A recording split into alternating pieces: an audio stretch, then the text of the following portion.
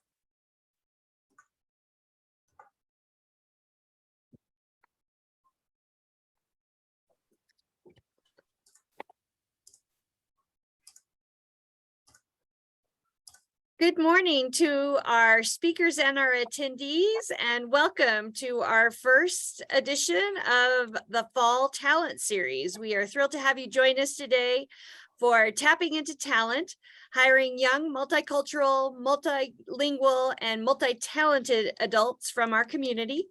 We are thrilled to have 4 outstanding presenters joining us and look forward to the conversation that is ahead. Before we get too much further, we do want to do a special shout out to our Fall Talent Series sponsor, iHeartMedia. iHeartMedia is proud to be part of the Fort Collins business community and a sponsor of this month's Talent Series. iHeartMedia is home to 8 Northern Colorado radio stations, including 96.1 KISS FM, Big 97.9, 1079 KBPI, and 600 AM KCOL, along with digital media partnerships to help drive consumers to your local businesses through streaming, mobile display ads, podcasting, and much more. So a very special thank you to iHeart for sponsoring our work today. Additionally, we do want to share with our audience that all the resources and recordings from this event will be emailed to the attendees and then housed on the Fort Collins Chamber website. If you've got questions, comments, or other ideas for improvement or enhancement to our programming, please don't hesitate to reach out to Yvonne Myers. She's our VP of Strategic Initiatives, and her contact information is there on screen. She is traveling to go cheer on the Rams this Saturday, so she was unable to join us today, but is fully dedicated to this work and being a great partner with our larger community. Let me stop my screen share and very quickly introduce our speakers. We've got it, like I said, a number of them that are outstanding, and we want to do a special recognition of them. So joining us, and I believe being a bit of the MC today, is Amy Hoban. Amy is a 4th generation Coloradoan who grew up in Sterling, Colorado. In 2017, Amy joined forces with CSU Ethnic Studies professor, Dr. Eric Ishiwata, to help form a first-generation near-peer mentoring program involving first-generation college students at CSU and immigrant and refugee high school students in Fort Morgan. She then executive produced Who I Am, a virtual reality documentary film showcasing the work of the students involved in that program. Joining her then is, as already mentioned, Eric Ishiwata. He's an associate professor in the Department of Ethnic Studies at Colorado State. His work focuses on immigration integration, refugee resettlement, and intercultural community building. And I believe those are our first 2 key speakers. Once Liz and Margie join us, we'll make sure to introduce them, but let me turn it over to Amy and say again, thank you, Amy and Eric, for sharing your time today. Thank you very much, Anne. It's so good to see you and to see everyone today. The chamber, I'm happy to see all my chamber members because I have a very soft spot for the chamber. I have a long history with the chamber and with Anne. We're proud CSU alumna. So we're really grateful for this opportunity and we're looking forward to this conversation. Margie Wagner was also supposed to participate with us today, but she developed a nasty case of COVID. So she's sitting today out, and our student presenter, Liz Armis, she is finding a quiet space. I think she just completed a test, so she will be here shortly. And with that, I will give a little background about how this opportunity came up. Margie Wagner and I belong to an organization in town that really focuses on helping undocumented Daca and asylum-seeking high school and college students complete their education so they can attain their professional goals. And Yvonne and Anne and Margie and I had a conversation late last spring to really see how we can develop a stronger partnership between Chamber and its members and the students who are entering our workforce. And so this opportunity was born. So I'm going to go ahead and start sharing my screen. And let's start here. And I'll put this in slideshow mode. So the organization that I was just referring to is called the Community Dreamer Fund. And what we, I just moved over here. I'm gonna minimize that, there. And what we do, we were established by CSU DACA and undocumented students following the 2017 rescission of DACA. It left many of our students who are here in the community without the ability to work. So they called on the community to create this student and community responsive coalition. We work together to really identify quickly the emergent needs expressed by students in Larimer County. We specifically provide emergency assistance to these students to help them stay in school. We pay rent money if they're short on rent. We will help pay their DACA renewals. We will help pay for food. We will help pay gas or electricity. We really want to help these students achieve financial stability so they can complete their education and attain their professional goals. We also conduct community outreach and fundraising events so we can raise awareness about the experiences that many of these students are having on a daily basis in Larimer County.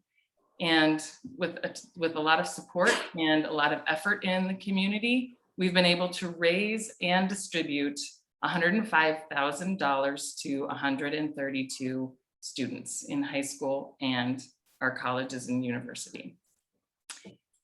Thankfully, these community partners that are listed here are the ones that we all work together to really make sure that we can meet the needs of these students. The Community Dreamer Fund is the organization, the hub that can really help deploy these resources.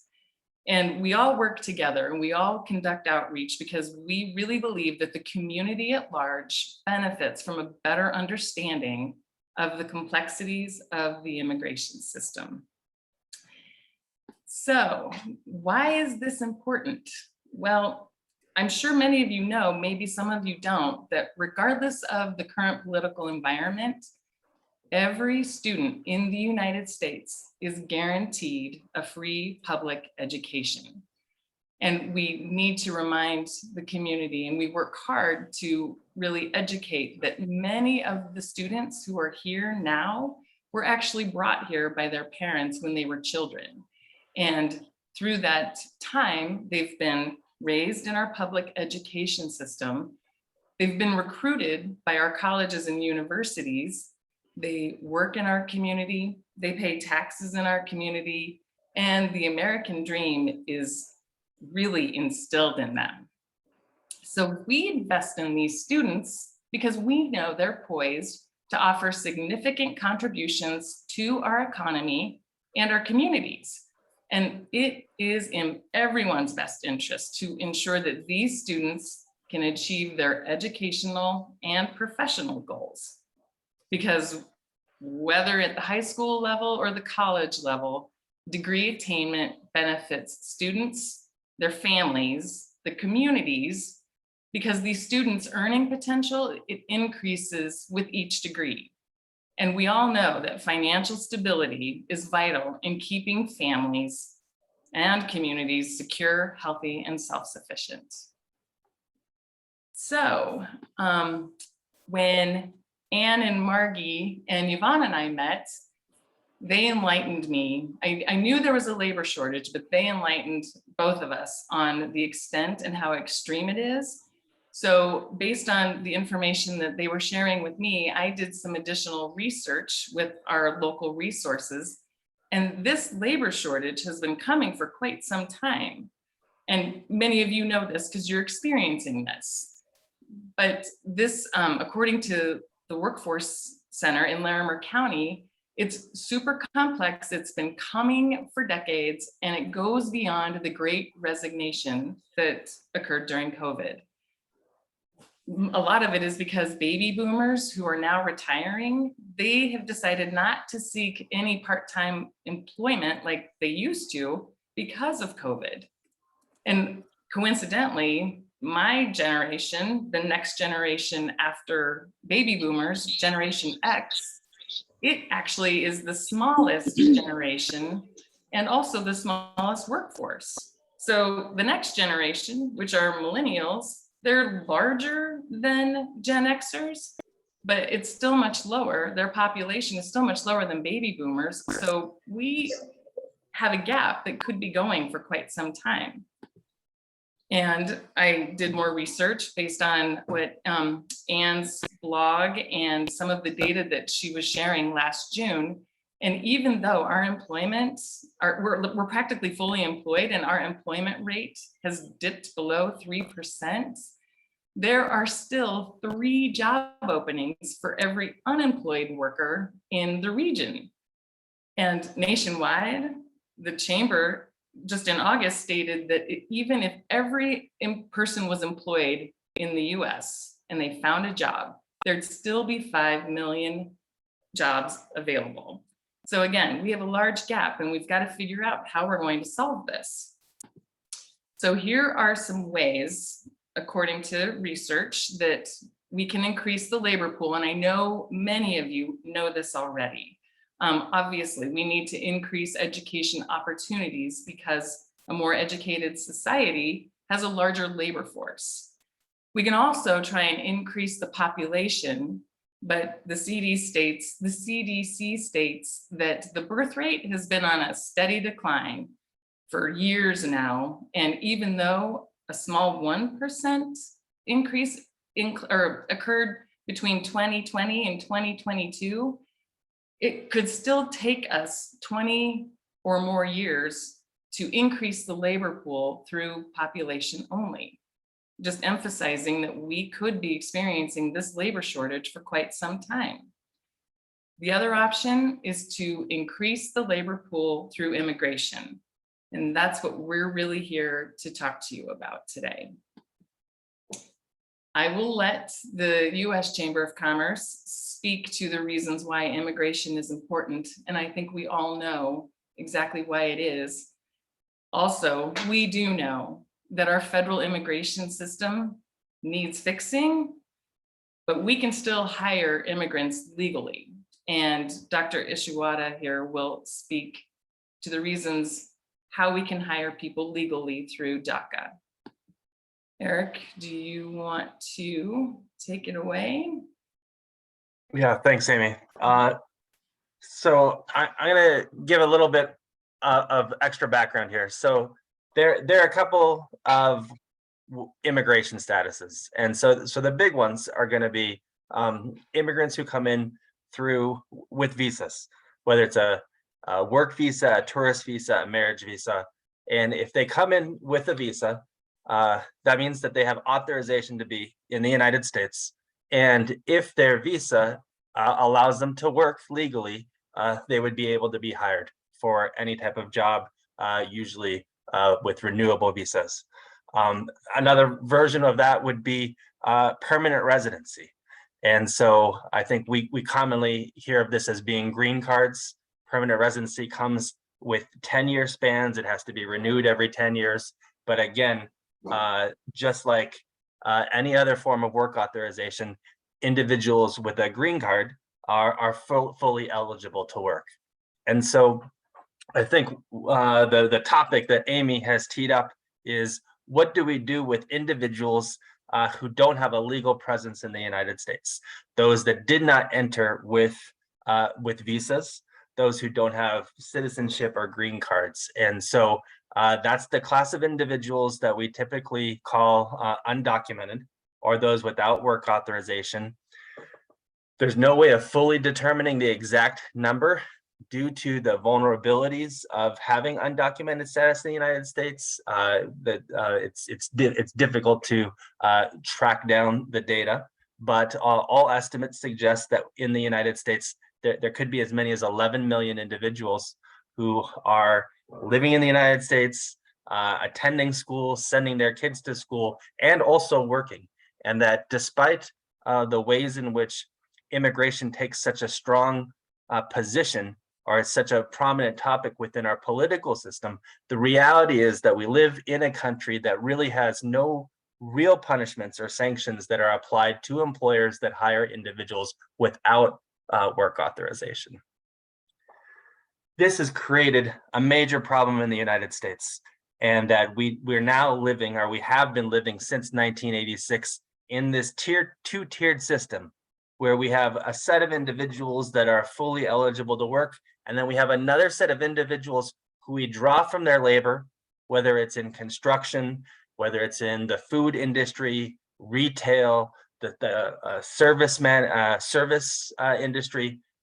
Every time that we buy food, every time we stay in a hotel, every time we enter into a building, we're benefiting from labor that is largely undocumented, that's getting paid under the table. But those individuals are constantly living in fear of being detained and deported, in fear of being separated from their families, or in fear if their parents, that all the sacrifices that they've made for their students, that the hard work that their students have done would be for naught. And so this leads us up into the Obama administration. And when he was running for his first term, he had two issues that he had promised to deliver on. One was going to be some sort of reform around healthcare, and then the other was going to be to finally settle this overdue immigration reform that we haven't seen true comprehensive congressional legislation since like 1996. And so the Obama administration felt that the healthcare reform, that's a no-brainer. We're going to just knock that one out. And then as soon as that one's done, we're going to jump into maybe the tougher issue of immigration reform. Well, they had no way of anticipating the amount of pushback that Obamacare would receive. It ended up taking much longer than they had anticipated and burned a lot of political capital, to the point where by the end of the second term, they were getting desperate because they were realizing that they were not going to be able to fulfill the promise of immigration reform. The clock was running out. Also, Congress at the time was not in a position to pass immigration reform. And so the one option that they felt they had open would be an executive order. And the exciting thing about executive orders is that these are temporary laws that can be signed by solely the president, and the moment the president signs that piece of paper, it becomes law. However, the fragile thing about executive orders is that because they're not passed by Congress, they can be removed at any time. And so the idea was in 2012, with the clock running out, that that the Obama administration put forward DACA, which is Deferred Action for Childhood Arrivals, as a temporary, as a Band-Aid solution that was implemented through an executive order. What this did then is it opened up a pretty narrow window that would allow qualified individuals to have two things. First, it would say that provided that they are following the laws of the United States, they would have temporary protection from deportation. The second thing, and the one that's more interesting for our conversation, would be that it would offer a 2-year renewable work permit that would allow them to legally work in the United States. It would allow employers to legally hire them in the United States. The window for eligibility was rather narrow, and it was narrow because back in 2012, they really thought that this would just be a Band-Aid solution and that the next presidential administration would be able to spearhead a congressional solution. The eligibility has 3 big components. First, you had to be younger than 31 years old as of June 15th, 2012. The second one is you had to come to the United States younger than age 16. And then the third one is you had to have continuous residency in the United States since June 15th, 2007. What that last one means is maybe you did come to the United States with your family in 2006, but maybe your grandmother died in 2011. And if you left the United States and visited your grandmother in another country and back, well, all of a sudden you would now have ineligible opportunity. You'd be ruled ineligible for DACA.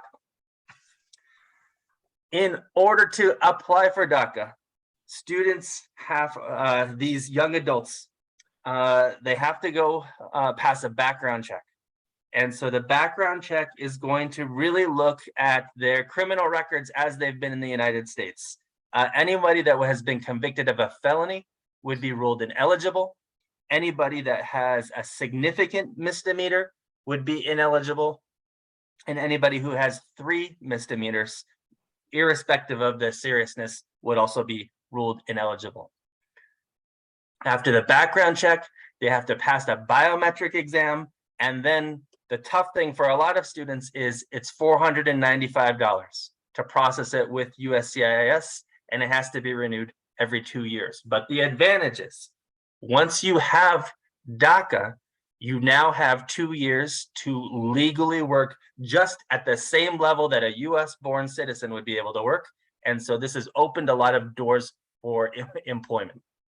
Now, we have no way of knowing exactly the number of undocumented students in Larimer County. But in general, over the last 8 years, CSU's had anywhere from 190 to 250 undocumented students enrolled. And the last thing I have to say is that one of the big impacts of the Trump administration was that in September 2017, they suspended DACA. It was immediately challenged by the courts, and it remains in the courts.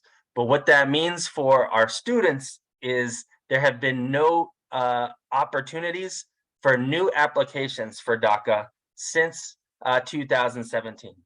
So when we're talking about those individuals who hold DACA, these are individuals that had applied and had been granted DACA prior to September 2017, and those individuals have been able to renew. That said, there's a big court case that's going to be settled anytime, like in between now and probably maybe December, in Texas. And all legal experts suspect that that court ruling will end DACA. And the reason is it goes back to that executive order. And in the Constitution, we say, the United States says that immigration matters are the sole jurisdiction of Congress, and that the executive, the president, does not have the ability to create laws related to immigration. It was a curious strategy by the Trump administration to do this. They definitely launched this because an anti-immigrant legal activist launched this because they wanted to dismantle Daca. But we, as outside observers, say it's curious because it also would then foreclose a Trump administration's immigration orders around immigration, or any other president, future president, having the opportunity to do executive orders around immigration as well. So. Thank you, Eric. It is very complex indeed. And what we are discovering through our work, and obviously, I mean, we interact with students all the time and young adults who are now in the community. And you all know too, the importance of hiring these diverse groups of potential employees. Through our research, we have identified reasons to hire diversely.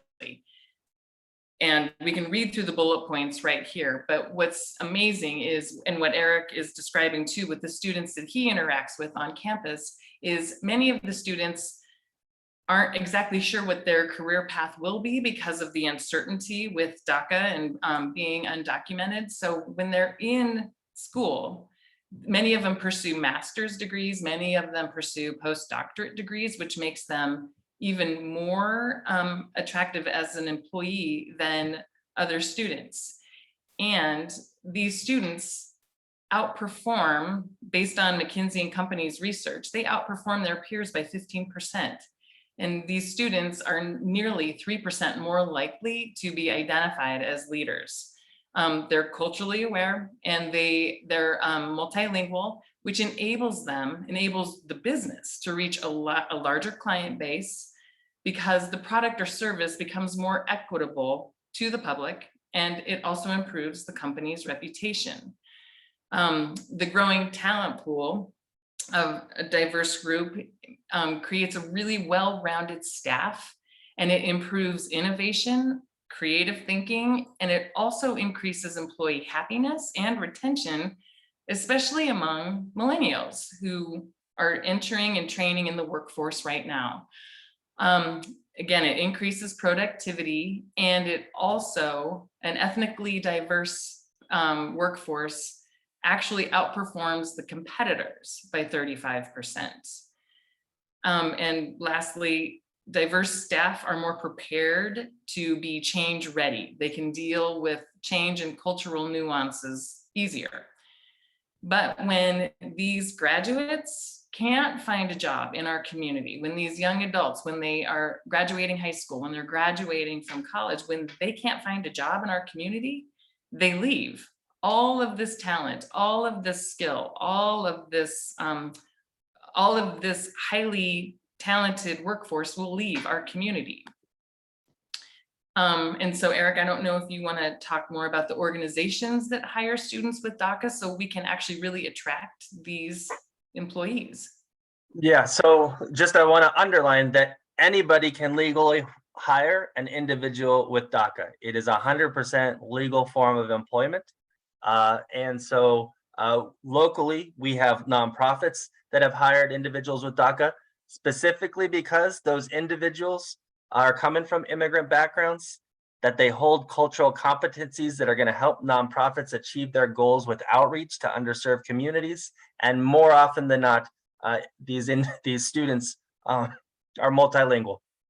And it's a way for these offices to make the services they provide more accessible and more inclusive. That goes equally with government offices, and the same thing, 100% legal form of employment. And so the city of Fort Collins, if they're looking for community connectors, if they're looking for navigators, individuals with cultural and linguistic proficiencies, these are great places to hire students.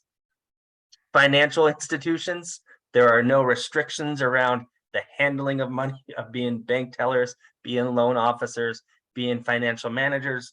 that again, there are no stipulations around with Daca around the type of work that can be done.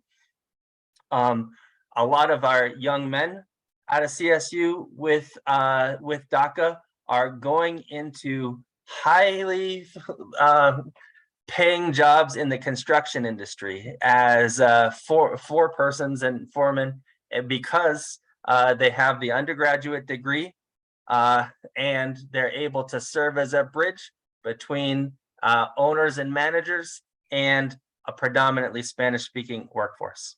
And then the healthcare system, and it's, you know, during the middle of the pandemic, when we had essential workers, it's important for us to note that a lot of those individuals that were keeping our healthcare facilities running as nurses, as phlebotomists, as physical therapists, as nutritionists, these are individuals that are eligible to work because of Daca. Same thing goes with our education, and that we have probably hundreds of teachers in the state of Colorado that are employed by school districts based on the eligibility that comes through Daca.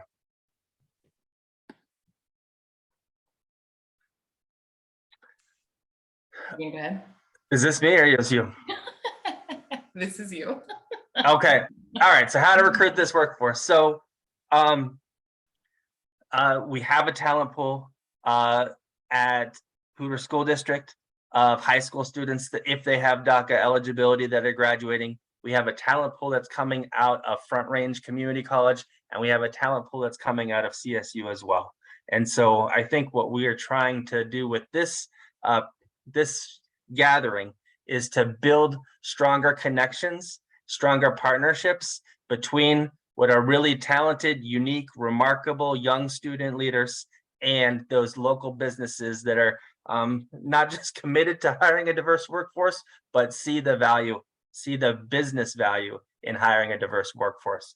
And so a lot of it comes down to the formation, some HR practices on the writing of job descriptions, the ways in which those jobs get posted, where they get advertised, and then also it probably comes down to a bit of the questions that are asked during the hiring process, the ways in which resumes get evaluated, and the selection process. That's the I'm not exactly sure what this third bullet is. No, you're right. No, I think the other big important piece is to recognize that because of the lack of contacts that many of these students have in the community, many are intimidated, many don't have access to all the information, that many of the Daca recipients that are working in our community work as contractors, or they do odd jobs that really don't match their skills. So the resources from the Larimer County Small Business Development Center, from Workforce of Larimer County, and from the Chamber, this opportunity for us to present really helps bridge those gaps and increase these partnerships. So it's important for all of us to work together. And how you can actually recruit this talented workforce, a lot of resources are available through CSU. The Career Center on their employers page has a ton of resources. The Parker Dewey micro internships, I'm not sure how many of you are aware of this. I know that the College of Business specifically uses this, but it's a portal where students and employers can create an account, and employers list what types of interns they're looking for. Interns or students import what kind of career or job or internship they'd like, and they're matched. Eric, you can talk about extension and the opportunities through extension. Okay. Yeah, so I think one thing that we are doing more on campus is we're recognizing that there's limited professional development opportunities for our first generation students, irrespective of their immigration status or whether they hold Daca. So we are having more of our internship and fellowship programs provide institutional funds as stipends that allow students who otherwise would need to work maybe in a restaurant or work in housekeeping to really engage with summer internships with, again, funding that's coming through either the Office of Engagement and Extension or the Career Center. And so that's kind of free interns for you folks then. And we all know that internships most likely lead to full-time employment. So it's super beneficial to use these resources and to continue to search them out. And we can help locate them for you as well. The College of Business, for example, is having a in-person job and internship expo next week at 4:30. And it looks like it's free for anyone to attend and you don't have to register ahead of time. So participate in these events and really encourage diverse applicants to apply. Now I want to introduce Liz. Liz Armis is our student speaker today, soon to be working in our workforce. She graduates in December, but actually Liz has been working for quite some time. She is quite a remarkable young woman. She is studying business administration. She has received her marketing analytics certificate, and she has an emphasis in marketing, and she's been working for years. And during the pandemic, she even started her own little business because she has that entrepreneurial spirit, and she's really eager to work and achieve in our community. She also has a really unique story with her Daca background. And so I'd like to introduce you to Liz. And Liz, if you are, let me see if I can find you there. Why don't you take it away and tell everybody your important story. Awesome. Thank you, Amy. Hi, everyone. Thank you all for joining and allowing for this open space to talk about program and concept that is very important to me, and I'm excited to share a little bit of my life with you. Can you guys hear me? Just a little bit. You might need to move your microphone a little bit, please. Okay. Let's see. How does this work? Much better. Thank you. Yeah. Okay. Well, my name is Liz Armas. I was born in Tamaulipas, Mexico, and I immigrated to the US when I was like 3 years old. And we moved to Colorado. I grew up in a small town named Gypsum. And yeah, I went to kindergarten and middle school just like everyone else. But growing up, I always knew I was born in Mexico, but I guess I didn't know exactly what it meant. Like I was saying, I went to elementary and middle school, and it wasn't until about high school when I was 14, 15 years old, and my friends were excited about going to driver's ed and getting their permits and then getting their licenses. And I went home and I was like, no, can I also like sign up for these classes? And she, driver's ed classes, and she told me, not yet, like we aren't able to right now because you don't have a social security. And I was like, okay. And then my friends started getting their first jobs. And again, I went to my parents and they explained to me that I wasn't able to work yet because of this thing called the social security. And, I was like, well, what is this thing called the social security? I was still so young. Up until then, my only worry was going to school, hanging out with friends, and, asking my parents for $5 if I wanted to buy an ice cream at school or something like that. But I was growing up and these things were becoming my reality.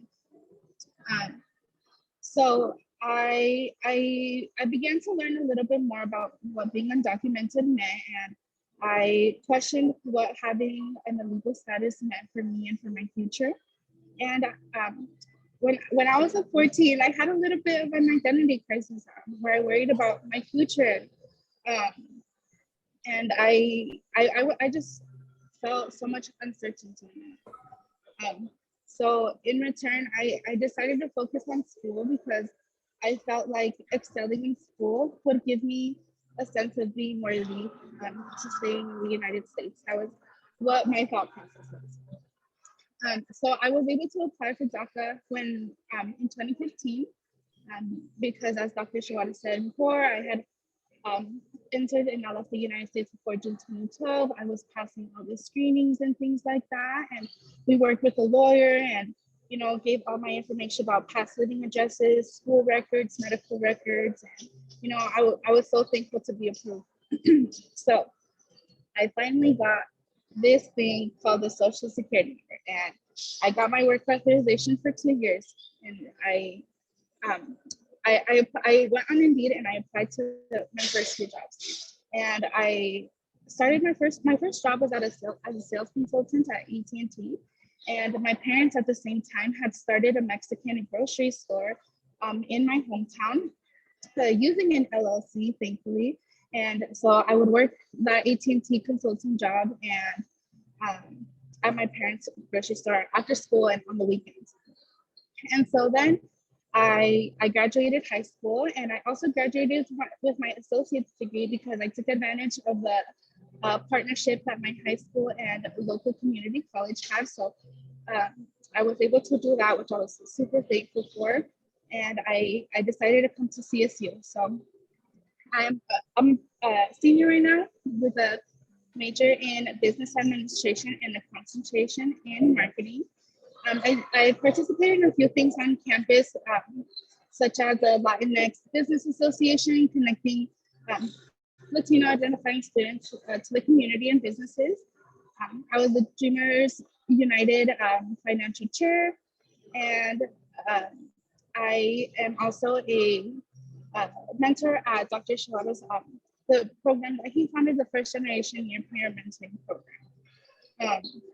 And I am so lucky to have chosen CSU as my choice for higher education. You know, they really encourage and support their undocumented DACA students and help pay funds, which is the biggest aspect, I think, when coming to college. And they really allow for that. I've met a community that identifies with a background similar to mine. And I've also met so many people that I admire, you know, like my peers. They're studying all of the majors that are offered at CSU, doing amazing things, working, doing extracurriculars. And I know the challenges that they went through to be at CSU. And I know that they're there because they want to be there, because it was not an easy task getting to where they are now. As of right now, while I finish up school, I work at OtterBox. I was able to apply to them similar to how anyone else does. You know, I applied on Indeed, went through a few interview processes, and it was up until I got approved that they asked for my social security and employee authorization. Other than that, everything has been smooth sailing.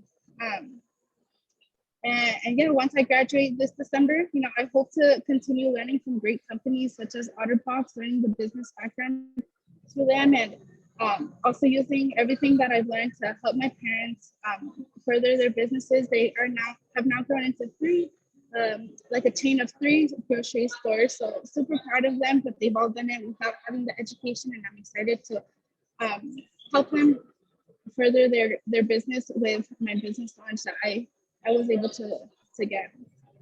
But yeah, that is my life up to now. You know, I hope that whatever decision is made with the case that is in the works now doesn't impact me so much, but you know, I'm thankful to be here, and I'm glad that there's opportunities for me like Daca, if anything does happen, using an LLC to continue being part of the community and the workforce, and despite all the challenges, still being able to pursue my dreams. Yeah, if you guys have any questions, please let me know, and I'd be happy to share anything or clarify any questions.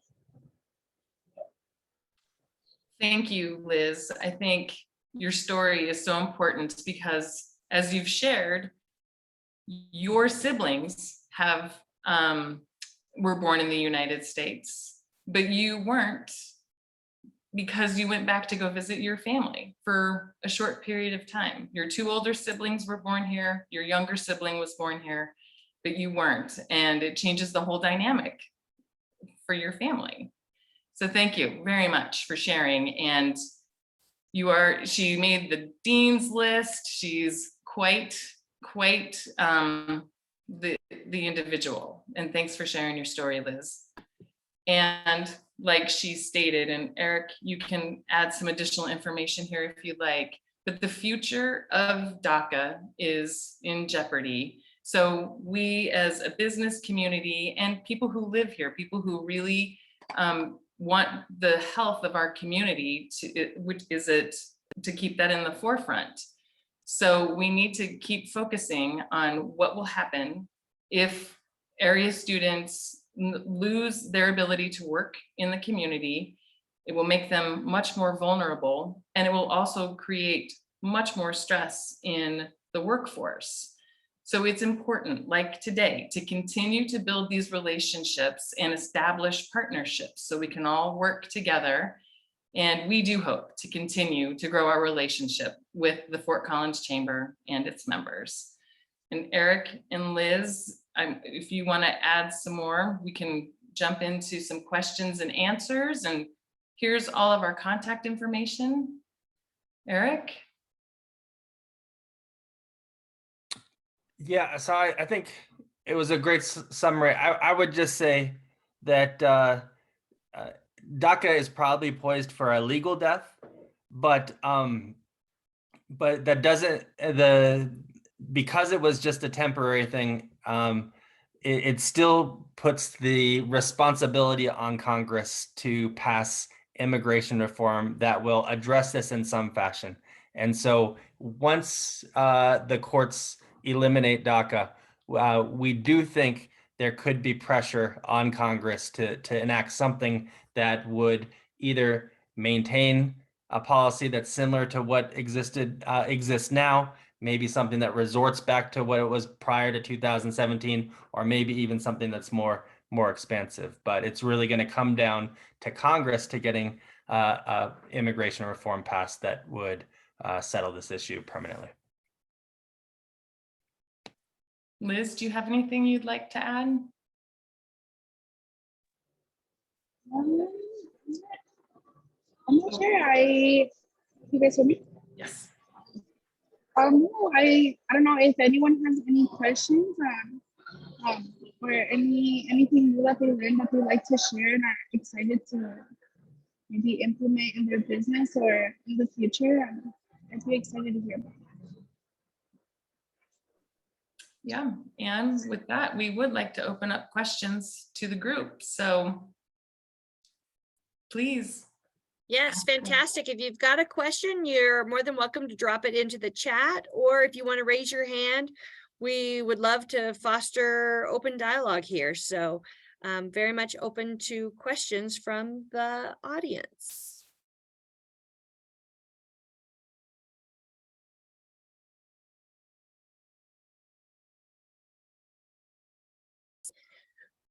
Maybe I'll throw in here, Amy. You and Eric did a really great job of painting the landscape.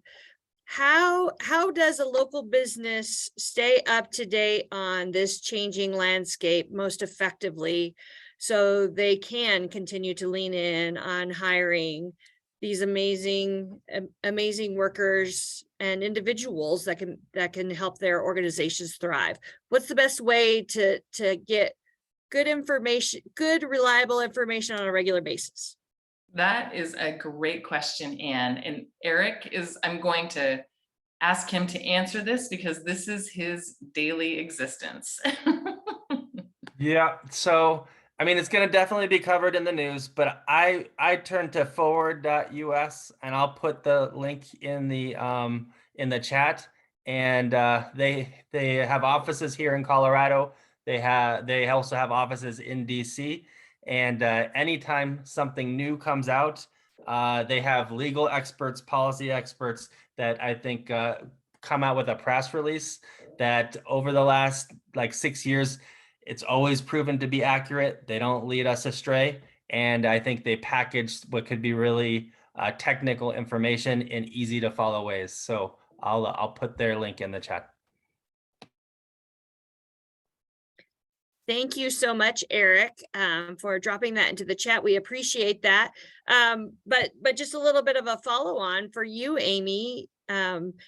You've spent a lot of your most recent career really pulling back the curtain so people can understand this challenging issue.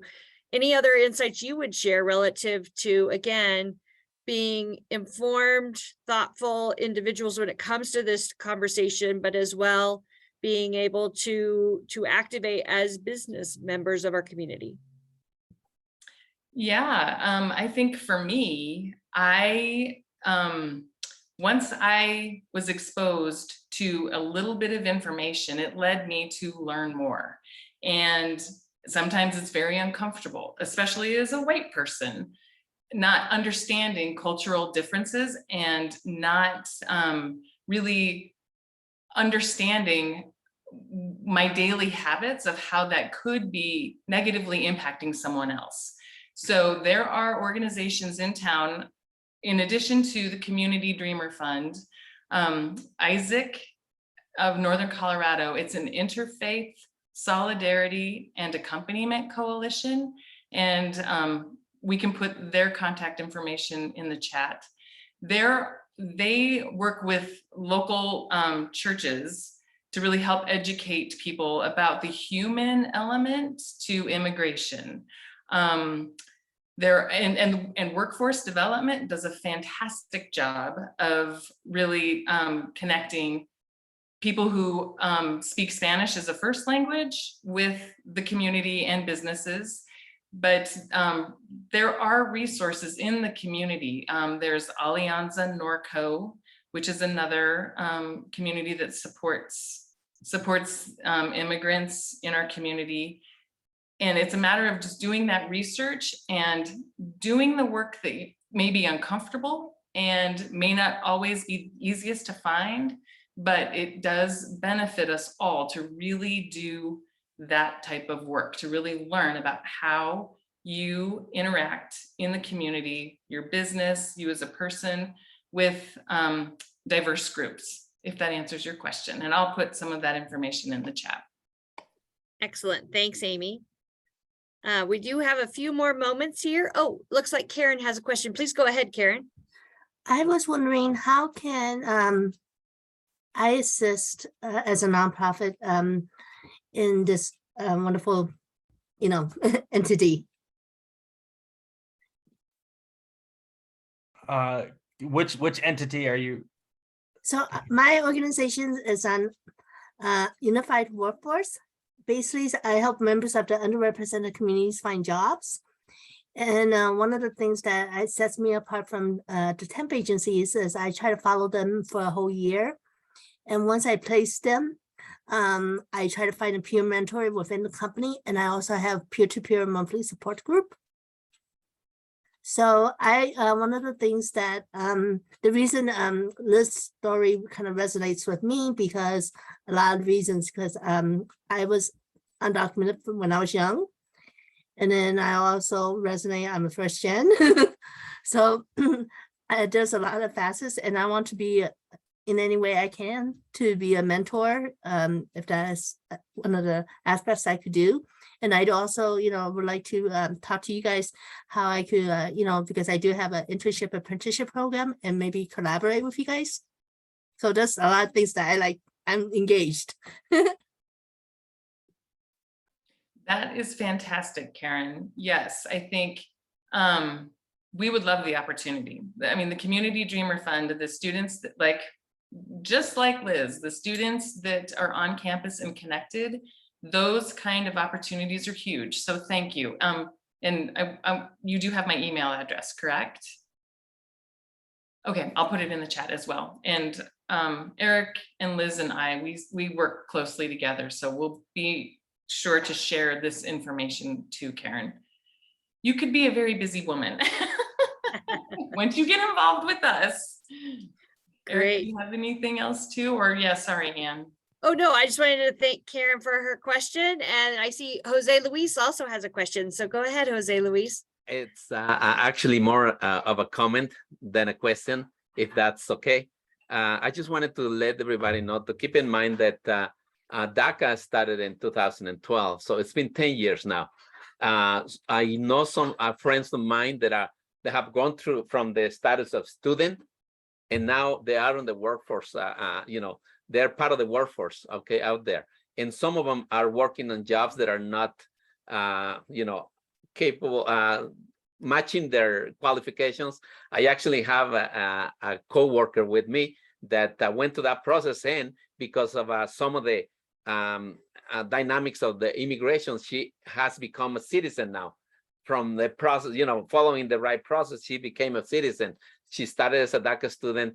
She went through the whole process, started working, and now is a citizen. So there is a big pool of people, not only students, but we're here, but also adults that are out there in the labor force that are really talented and can be hired too. So.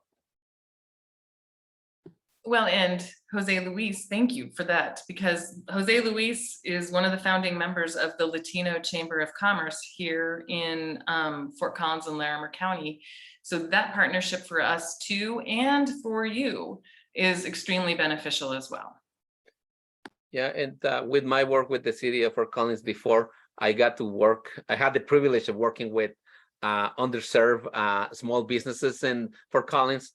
And I saw a lot of examples of people that are super talented, they just don't know how to get the connection. So I think the Latino Chamber will be a really good option for you to connect and find that pool of resources. We found a couple of people that are members now that came with their spouses to this country with their legal visa to be here and to work here, but they were not connected, they didn't speak the language, but they're able to be hired at any time. So thank you. Fantastic. We are just about at our time today, so we'll go ahead and wrap up, and again share our appreciation with Liz, Eric, and Amy for joining us, for sharing their perspective, for inspiring a different way of thinking about things, and hopefully creating pathways to help address the talent challenges that your business might be having. Again, we want to do a special thank you to our Fall Talent Series sponsor, iHeartMedia, and invite people to join us for our next session. I unfortunately don't have it in front of me to be able to tell you when and where, but go to the Fort Collins Chamber website, check out our Fall Talent Series. Again, if you registered, all the resources and recordings will be emailed to you, but they will also then be hosted on our chamber site. And we look forward to seeing you all again soon. Thank you all. Thank you. Thank you. Thank you, everyone.